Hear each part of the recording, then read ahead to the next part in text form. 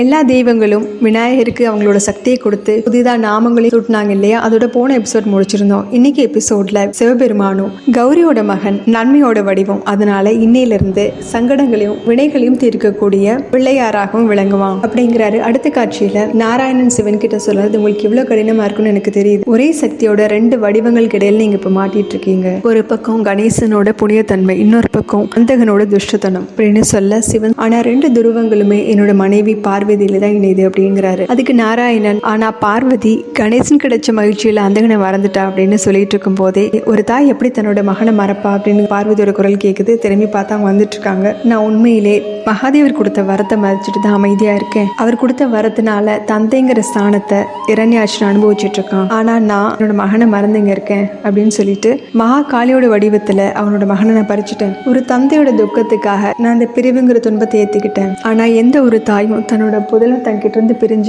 அந்த துன்பத்தை மறக்க மாட்டான். கணேசன் என்ன முதல் முறையா தாயே நினைச்சான் இல்லையா? அப்போ எனக்கு அந்தகனோட ஞாபகம் தான் வந்துச்சு. கணேசனுக்கு உணவு ஊட்டும் போதும் கூட அந்தகன் என்னோட ஞாபகத்துக்கு வந்தா. ஆனா நான் என்னோட உணர்வுகள் எல்லாத்தையும் எனக்குள்ளே வச்சிருக்கேன். என்னோட கணவரை சங்கடப்படுத்த கூடாதுங்கிறதுக்காக தான் அப்படி இருக்கேன். இரண்யாட்சன் வாங்கின வரத்துக்காக தான் நான் இங்க என்னோட மகனை பிரிஞ்சிருக்கேன். நான் என் மகனை மறக்கல. அவ என்னை எப்ப கூப்பிட்டானாலும் நான் போக தயாரா இருக்கேன் அப்படிங்கிறாங்க. கார்த்திகேயன் விஷயத்துல எனக்கு பக்க பலமா இருந்தது மாதிரி இந்த முறையும் மகாதேவர் எனக்கு பக்க பலமா இருப்பாரு அப்படின்னு சொல்றாங்க. அடுத்த காட்சியில அந்தகனை காமிக்கிறாங்க. இரண்யாட்சன் ஒரு மாய வலைக்குள்ள அடைச்சிருந்தான் இல்லையா? அதுல இருந்து வெளியே வர முடியாம தவிக்கிறவன், நான் உணவருந்துட்டேன், நீங்க உணவருந்துட்டீங்களா அப்படின்னு அவனே பேசிட்டு இருக்கான். இதுல உணர்ற பார்வதி பதட்டமாகறாங்க. இதை பார்த்துட்டு விநாயகர், என்னாச்சுமா, எதுக்காக கவலையா இருக்கீங்க அப்படின்னு கேட்கிறாரு. பார்வதியும் என்னை யாரோ அழைச்சது மாதிரி உணர்ந்தேன் அப்படின்னு சொல்றாங்க. இவரும் புரியாம என்னன்னு கேட்க, ஒன்னும் இல்லப்பா, நீ பேசாம தூங்கு அப்படின்னு சொல்லி அவரை உறங்க வச்சிட்டு இருக்கு. அடுத்த காட்சியில அந்தகனை திரும்ப காமிக்கிறாங்க. என்னோட குரல் உங்களுக்கு கேக்குதாமா? எனக்கு உங்களோட அன்பு வேணும், என்னையும் உறங்க வைப்பீங்களா அப்படின்னு அங்க பேசிட்டு இருக்கிறது பார்த்த மாதிரி சொல்ல, இதோட இந்த எபிசோட் முடியுது. அடுத்த எபிசோட்ல பார்க்கலாம். சேனல் லைக் பண்ணுங்க, ஷேர் பண்ணுங்க, சப்ஸ்கிரைப் பண்ணுங்க, பெல் பட்டனை பிரஸ் பண்ணுங்க. தேங்க்யூ.